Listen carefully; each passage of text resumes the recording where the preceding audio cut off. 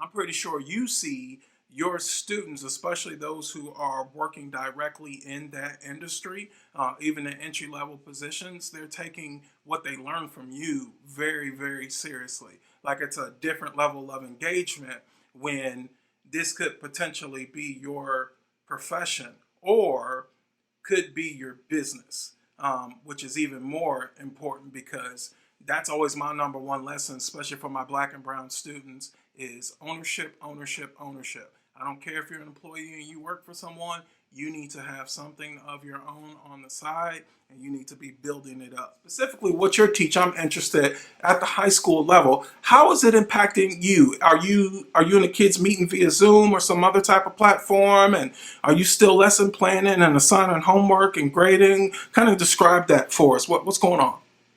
So it's super intense. Okay. Again, I teach an elective. And so I have kids that, and I like to say that I have a fairly good relationship with most of my students. So my students are kind of like, Miss Burke, this person is assigning all this work. They think because we're not in the classroom, we have more time. And it's not that I don't have more time. So for me, it has been very hard because I've always been that teacher that understands where my students come from. So I'm giving less work than I gave in the classroom because I'm not necessarily able to meet with my students like that. And then so I do hold set, we're not allowed to do Zoom. One of the teachers got Zoom bombed in the county and someone exposed themselves on camera. Oh, wow. So we're not allowed to use Zoom anymore, but we do use Big Blue Button. Okay. And I went a step further. I made an Instagram for my students Mm-hmm. because a lot of them were telling me like, oh, well, I can't get on the computer during this time because my little brother has the computer or my cousin has the computer. Mm-hmm. So I made an Instagram and I go live on Instagram and I answer any questions that they have because that way they don't have to be sitting in front of a computer Mm-hmm. to be able to talk to me. But it's been tough because I mean, we're a digital county, so the school gives the kids laptops. But I have kids who, like, oh, since this happened, we went and stayed with my grandma, so I'm in another city. My laptop broke. My mom is gonna bring it back here, and then she's gonna get it back from the school and bring it back. Like, so it becomes a lot. And so for me, my primary goal is just making sure that they feel supported. Right. Because I feel like I work with a demographic that doesn't have a lot of support. So I'm Mm-hmm. trying to tell them, hey, I'm still here, but I still need you to do my assignments. And I give less work because I know that you have to pass math, you have to pass science, you have to Right. pass English.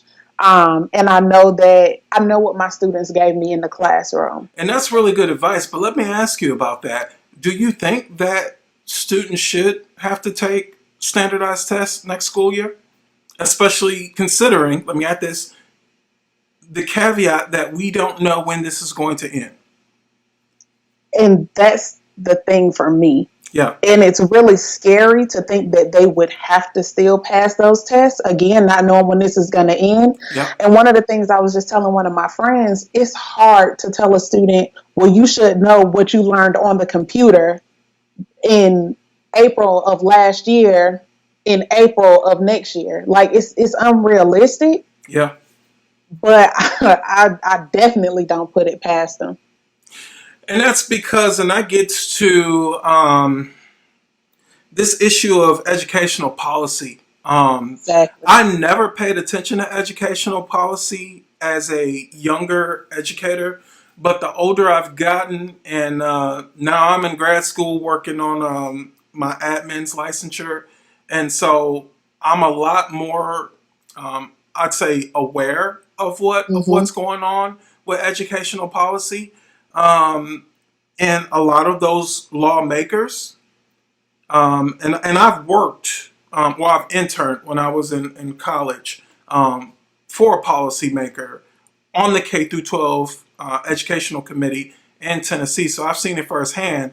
But now that I'm older, now I have a more of an appreciation for it, but also more of a concern. A lot of those Mm-hmm. lawmakers have never worked in education before. They've never taught. They've never been a principal. They've never been a Title I coordinator. They've never been a guidance counselor. Um, if they are a parent, many of them don't know what's going on in their own kids' lives, Exactly. especially when it comes to school, because usually they're so busy, that they're not really Mm-hmm. in their kids' lives as they should be. And it's disturbing that there is a possibility that this quarantine and the pandemic may extend itself into next school year. And that's the reason why a lot of colleges and universities have proactively said there will be no face-to-face classes. Everything will be Mm-hmm. online. So new freshmen, welcome to your new university, but all of your classes are going to be online at least for the fall semester until we figure everything out. And it's just the best Mm-hmm. way to do things. And I just feel so much compassion for those students and everything that they're dealing with. Whether, like your household seems very organized and structured, but that we know that's not the reality for all of our kids. And a lot of our Right. kids don't have technology, which includes, a stable Wi-Fi connection or internet access. Computers probably outdated if they do have one. Probably need software updates. They got a lot going on, and it's just hard to focus. Because also think about what if someone in their family has contracted the coronavirus, and if they're older, typically that's leading to other medical issues that can become fatal. We think about summer lag. You know, Yeah. during the summertime, kids miss out, they forget a lot of information skill wise and content wise. If this thing does extend, well, actually, Summer Lag has already started, right? Right. It's already started because they haven't been in an actual physical building. How do you think Summer Lag, the extended Summer Lag, is going to affect the kids going into next school year, specifically in terms of student achievement? I think it's going to be horrible. Yeah. When they first announced that we were out of school one additional week, I said, "Oh, it's going to be hard to come back. These kids going to have a hard time coming back." Mm-hmm. And now, our governor just announced on Saturday that he went ahead and suspended school for the remainder of the school year. Mm-hmm. And I'm like, it's just, I love my students to death, but it's not going to happen because I don't have that demographic of students, and I know what it is. So it's like, literally, kids do my work in my class because they like me, not because they want good grades, but because I walk around the classroom and I stay on them and I say, "Hey, you been doing this?" And I say, "Hey, what you doing?" But in terms of like just waking up in the morning and doing their work because they feel motivated or compelled to do it, that doesn't happen. And so an extra 2 months on top of, because we've been out since March 14th at this point, Mm-hmm. and we may go back to school in August. Maybe. It's gonna be it's gonna be hard to catch up. It's gonna be very hard to even decide where do I start teaching. Right. You know what I mean? Especially if you teach a core subject like English or math. Yep. Where do I start? Should I start with the things that they should have known Right. leaving March of last year? Yep. Or do I start where I would normally start this year? So I think teachers are going to have to put in a lot of legwork, especially in the beginning, just to get students back on task. And here's the conflict with that. Teacher burnout is such a real So, thing. yeah. It's a very real thing. And so if we do have to go back several months of the previous year to teach those standards and those skills and concepts, that's additional work on top of and pressure of increasing the pacing and the learning to catch Exactly. those kids up to where they should be by, and I'm just assuming if we start school back on the date that we normally would, to get kids caught up, I guess, by fall break. I don't know if that's possible, especially if testing is involved. Because when Exactly. testing is involved, and for those who aren't in education, the tests, unfortunately, mean, I don't want to say everything, but I'm going to say a lot. They mean a Almost. lot. Personnel decisions are made because of testing data. Um, Classroom assignments are made become a testing data. Hiring and firing decisions are made because of classroom testing data. And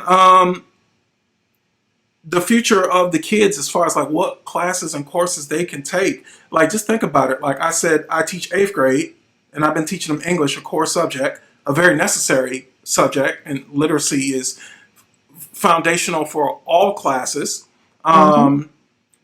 And I'll admit, and I think I have on this podcast before, I've got eighth graders, and I work in an affluent public school district, and I've got eighth graders who struggle Mm-hmm. just because they're not black or brown. Um, they're white or Asian doesn't mean that they don't need to this time in class, that they don't need to be Mm-hmm. working on their skills.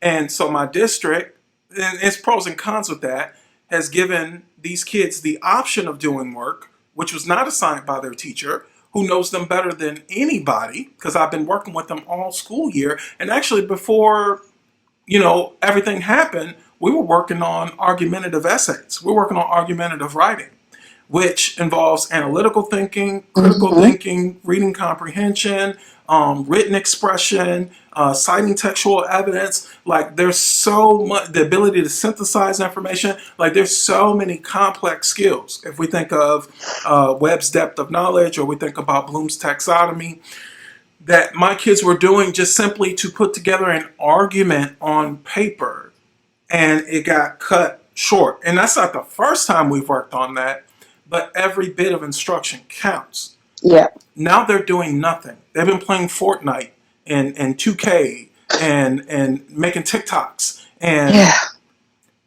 and so that loss of instructional time is something that, and I hate to say this, but I just gotta be honest, I don't think the kids will ever recover from, I don't think so either. unless we dramatically change this K through 12 public education paradigm. We've got to change the model. And again, the biggest fear when you make any type of systemic change, or even small stuff, during like POCs, any small stuff, administrators, school leaders, community leaders, and policymakers, they've got to always consider what is the extra workload that's about to Yeah. get put on these educators, because we're the front line. We determine student achievement. We really do. Mm-hmm. And is that going to lead to teacher burnout? Is there going to be an influx is there going to be a mass exodus? What if you don't like your school? Like, what if you don't like your school district you work for? What if this is this is my first year at my new school district. The previous school Okay. district I was at, I was there for 5 years. Had a lot of success, but it was a smaller school district. Now I'm Mm-hmm. in a bigger school district with more money, more dollars per student. My paycheck is higher. But let's just say hypothetically, what if I was unhappy? What if I wanted to go to a different school district? I mean, I guess it's still possible. What's your take on that? Like, do you think educators are going to be like hesitant? Like, I'm just glad I'm getting a check right now. Let me not make a move because I don't know how long this is going to last and what's going to happen. Or do you think like educators are still going to be proactively like still looking for other opportunities? I honestly think it depends on how unhappy you are where you are. That's a good point. Yep. Because just to be transparent, I started this year, Uh huh. this school year, because they moved me this year. And this is my first year teaching early childhood education. And when they put me there, I was like, oh, okay, where's the manual? Oh, there isn't any. Well, what standards am I supposed to teach? I don't know. What? So what y'all want me to do? Right. I don't understand. No standards, And no so it's curriculum. like, yeah, there was nothing. And then I got into the classroom, and for whatever reason, when they cleaned the classroom, they just left everything discombobulated. I didn't know what I was walking into. And the first week of pre-planning, I came home and I told my husband, I'm going to find another job. I can't do this. Yeah. He was like, what you mean? And I was like, I don't want to do it. He was like, but you love being there. They're like, nope, not no more. I used to love being there. They just do whatever they want to do with me. I've been mistreated. I've been abused. They've taken me for granted. I'm leaving. Yeah. But it's something about building the relationships that I have with the kids on campus is honestly what's kept me there. Mm-hmm. I like building relationships a lot more than I like the conventional box that is teaching. Mm-hmm. Like, oh, well, you need to do this standard this week and that standard this Mm-hmm. week. And it just doesn't, it's never really worked too well for me. It's boring. Let me be honest. It's boring. Exactly. It's boring. Yeah. Exactly. Yeah. So, I have a very unorthodox teaching style. I just throw that out there.